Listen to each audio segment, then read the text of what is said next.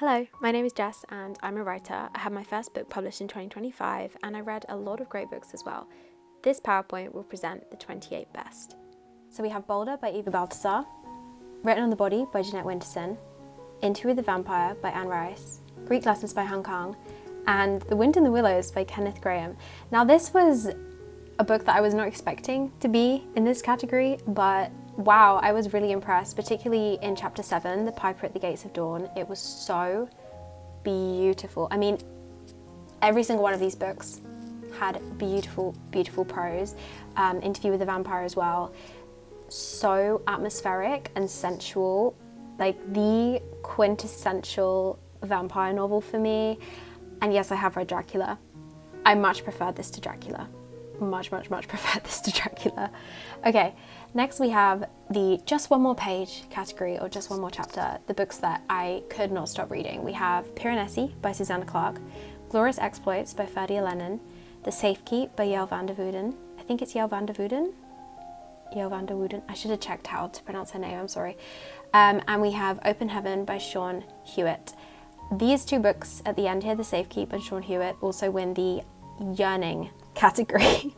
I love reading and writing about yearning, particularly queer yearning, and these two books did that so brilliantly. Wow. Next we have the mind flippery category.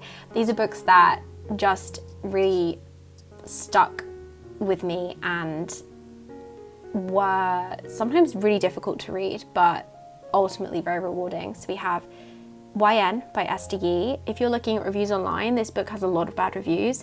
I loved it. Next we have My Dark Vanessa by Kate Elizabeth Russell. This was done so well. It gave me full body chills multiple times. I cannot recommend this book enough, although please be mindful of the content and trigger warnings because it is a very, very heavy book.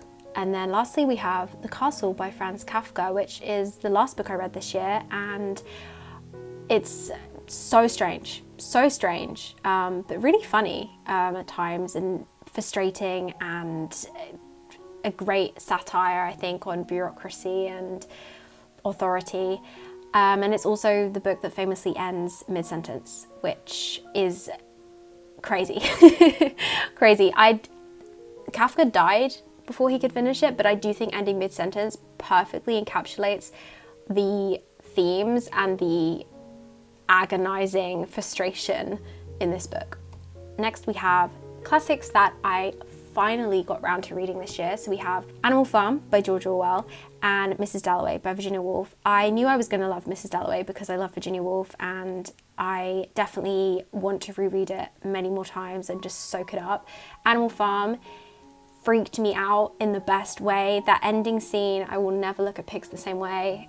Oh wow, it was so good. And then next we have Love of My Life Classics Revisited. So these are classics that I have read before and just wanted to reread because I love them so much. So we have Love by Elizabeth von Arnim, which is just so beautiful and witty and charming, but also heartbreaking. I cannot recommend this book enough, and also Elizabeth von Arnim in general, I just love her.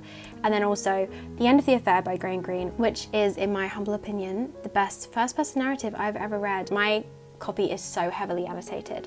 Next we have My First World War Hyperfixation. We have Wilfred Owen's War Poetry. This is the best poetry book I've ever read. Admittedly, I'm not a massive poetry reader. I've read a fair amount, I guess, also because I did study English literature at university, so I did have to read a lot of poetry for that degree. But this was far and away the best thing I've ever read, poetry-wise. It was so visceral. I keep diving back into it and rereading. So good. And then Regeneration by Pat Barker. My dad has been telling me to read this for years. I finally did. It lived up to his hype. Really, really well done. It will definitely be rereading. Speaking of rereading, I did reread In Memoriam, and it gets a little shake animation because In Memoriam is my favorite book. My favorite book published in the last 20 years. I adore this story. I adore these characters. I will be rereading it every single year for the rest of my life. And then lastly, J.L. Carr, A Month in the Country, which is a tiny little novel. There wasn't much about the First World War, but the First World War kind of permeates throughout the narrative, and kind of haunts the main character at certain moments, and when it does, those lines are so chilling. And then we also have my Second World War hyperfixation, because they kind of come hand in hand for me. We have After Midnight by Amgar Kun, The Order of the Day by Eric Vuillard, which won, I hope I pronounced that right, Vuillard. He's French. This is translated from the French. I think that's how you'd pronounce it. These two books both had amazing prose. Amazing prose. Amgar Kun is one of my new favourite writers. I've read 2 of her books this year. Also The Artificial Silk Girl. That was a reread because I did read her for university. I definitely plan on reading her other 3 novels very soon. And The Order of the Day is tiny. It's like a novelette. But yeah, it won the very prestigious French Literary Award in 2017. So don't just take my word for it. We Will All Go Down Fighting to the End by Winston Churchill, which is basically just his speeches, and Men at War by Luke Turner, which is a kind of memoir-ish historical exploration of queer soldiers. And we also have To Bed with Grand Music by Margarita Lasky, which is my very first Persephone book and will not be my last. This publisher, Persephone Books, seems tailor-made for me. I want to read everything they've ever published.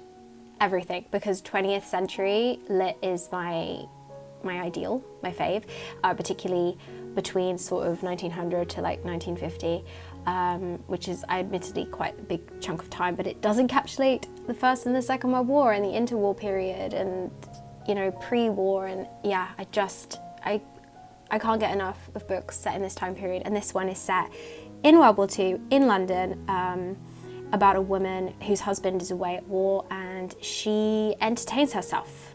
Let's just say she entertains herself. Okay, lastly, we have one story to rule them all, which is Mr. Tolkien.